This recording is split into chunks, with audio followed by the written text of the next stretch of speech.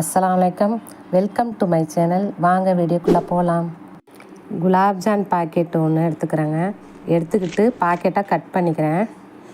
Cut பண்ணிவிட்டு அந்த பாத்திரம் வச்சு ஜல்லி வச்சுருக்கேன். அதில் மாவை நான் சலிக்கிறதுக்காக ரெடி பண்ணி போட்டுட்ருக்கேங்க.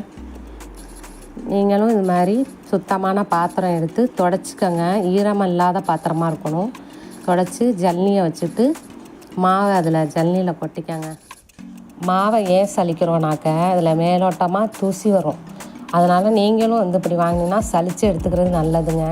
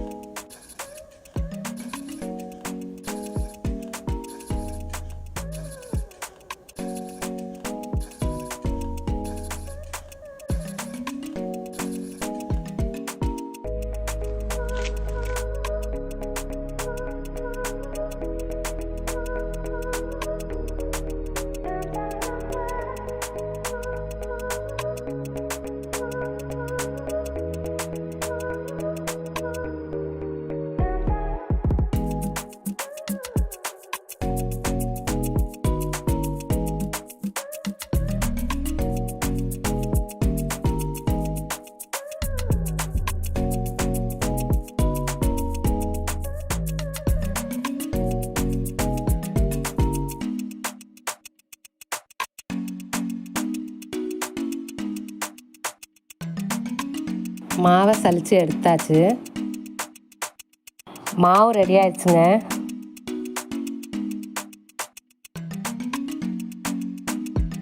ஒரு டம்ளர் பால் எடுத்துக்கிறேங்க.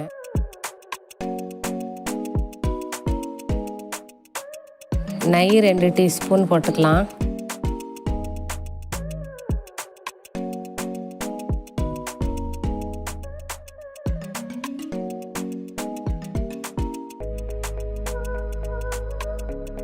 நெய் போட்டாச்சு.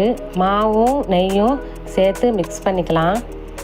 மிக்ஸ் பண்ணிக்கிட்டு பாலில் கொஞ்சம் கொஞ்சமாக ஊற்றி மாவை மெதுவாக அப்படியே பிசைஞ்சுக்கலாம்.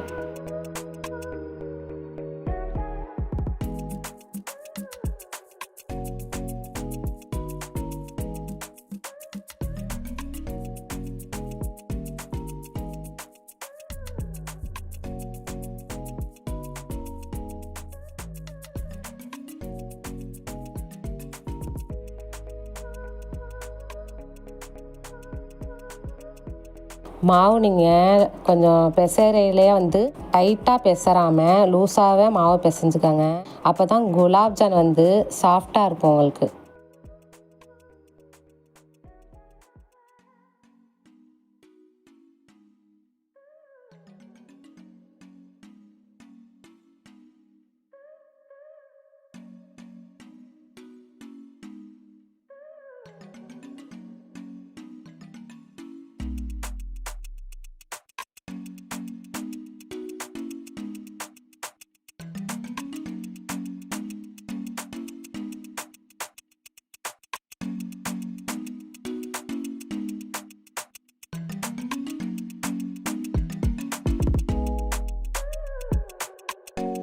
மாவு ரெடி ஆயிடுச்சுங்க. இப்போ நம்ம பாத்திரம் போட்டு மூடி அரை மணி நேரம் இந்த மாவை எடுத்து வச்சுருவோம். ஒரு பாக்கெட் குலாப்ஜானுக்கு 1/2 கிலோ சர்க்கரை எடுத்துக்கலாங்க.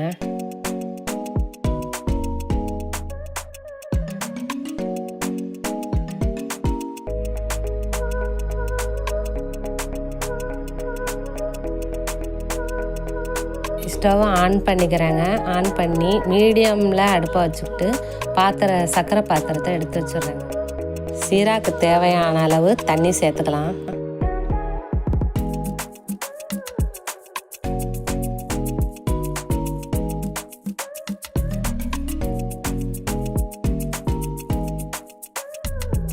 நம்ம பாவு காய்ச்சல அடி பிடிக்கக்கூடாதுங்க. அடி பிடிக்காமல் மெல்ல அப்படியே நம்ம சர்க்கரை பாவை கிளறி விட்டுக்கிட்டே இருக்கணும். இல்லைன்னா நம்ம அசால்ட்டாக இருந்தோம்னா அடி பிடிச்சிடுங்க. சீராவில் ஜீரகம் உங்களுக்கு தேவைப்பட்டால் போட்டுக்கோங்க. போட்டு அதை வடிகட்டி எடுத்து வச்சுருங்க. அடுப்பு ஆஃப் பண்ணியாச்சு. சீரா ரெடி ஆயிடுச்சுங்க. 2 சொட்டு லெமன் போட்டுக்கலாம். இப்போ 1/2 மணி நேரம் ஆயிடுச்சுங்க. மாவை எடுத்துக்கலாங்க.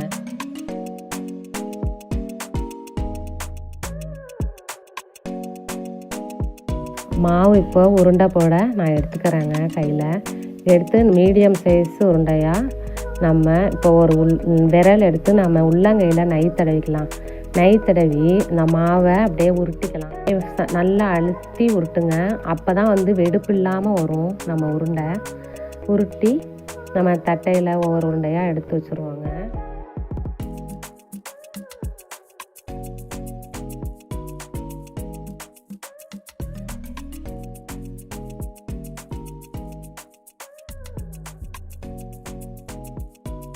இப்போது மாவு ரெடிங்க. எண்ணெயில் இப்போது வறுக்க போகலாம். அடுப்பு பற்ற வச்சாச்சு. எண்ணெய் சட்டி வச்சாச்சு. இப்போது எண்ணெய் ஊற்றிக்கலாம். ஊற்றி எண்ணெய் சூடாகட்டும். சூடானதுக்கப்புறம் நம்ம ஒவ்வொரு உருண்டையாக ஒன்றுக்கு ஒன்று ஒட்டாமல் எடுத்து போடலாம். எண்ணெயில் ஒவ்வொன்றும் ஒட்டக்கூடாதுங்க. உருண்டை தனித்தனியாக மெதுவாக போடுங்க. போட்டு நம்ம அதுக்கப்புறம் பொன்னிறமாக மெதுவாக கிண்டி விட்டு பொன்னிறமாகவே வறுக்கணுங்க. ரொம்ப கருகவும் விடக்கூடாது, ரொம்ப லைட்டாகவும் இருக்கக்கூடாது. கொஞ்சம் நேரம் மாறும். அது மாதிரி இருக்கப்போ நீங்கள் எடுத்துருங்க. இப்போ நம்ம வறுத்துட்டே இருக்கிறோம். கொஞ்சம் மெதுவாகவே நீங்கள் லைட்டாக அப்படியே மெதுவாக நீங்கள் சாரணியில் எடுத்து விடுங்க.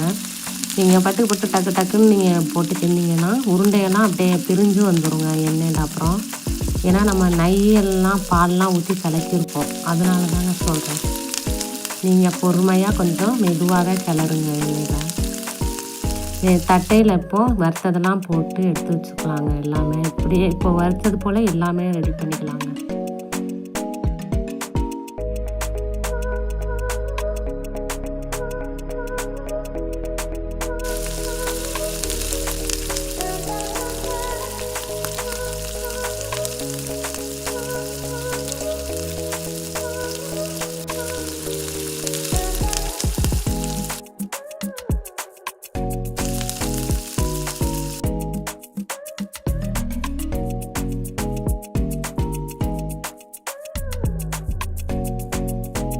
எல்லா குலாப்ஜான் உருண்டையும் இப்போ ரெடி ஆயிடுச்சுங்க. இப்போது சீராக தான் ரெடியாக போகலாம். வாங்க.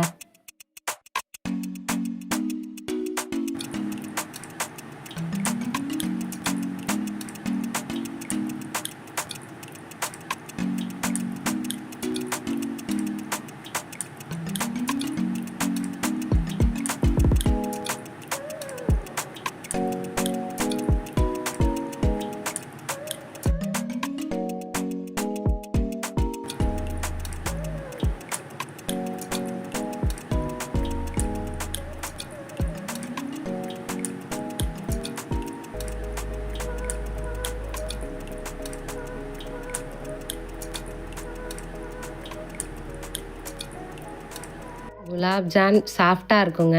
நீங்களும் வீட்டில் ஃப்ரீயாக இருக்கிறப்போ செஞ்சு பாருங்கள்.